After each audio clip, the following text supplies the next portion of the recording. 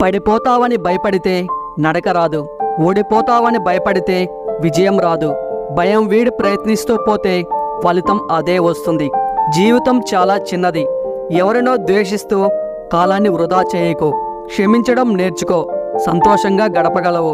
గెలిచినవాడు ఆనందంగా ఉంటాడు, ఓడినవాడు విచారంగా ఉంటాడు.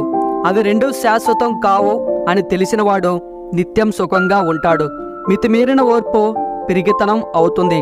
మన చేతికి ఉన్న 5 వేళ్ళు సమానంగా లేనట్లే లోకంలో అందరు వ్యక్తులు ఒకేలా ఉండరు. మనకు నచ్చకపోతే చూసి మనసులో నవ్వుకొని వదిలేయడం తప్ప అందరినీ మార్చలేము.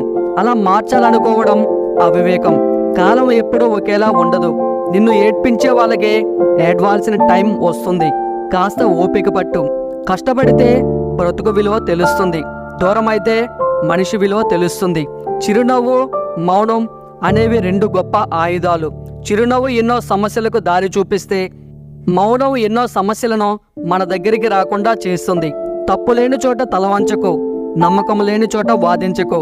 మన మాట నచ్చనప్పుడు మౌనం మంచిది, మనం నచ్చనప్పుడు దూరం మంచిది, మనతో బంధం నచ్చనప్పుడు ముగింపు మంచిది. ఈ వీడియో మీకు నచ్చితే please like and share in this video. అలాగే మీకు ఇందులో ఏ పాయింట్ నచ్చిందో తప్పకుండా కామెంట్ చేయండి. ఇలాంటి వీడియోస్ కోసం ఈ ఛానల్కి సబ్స్క్రైబ్ అవ్వండి. Thank you.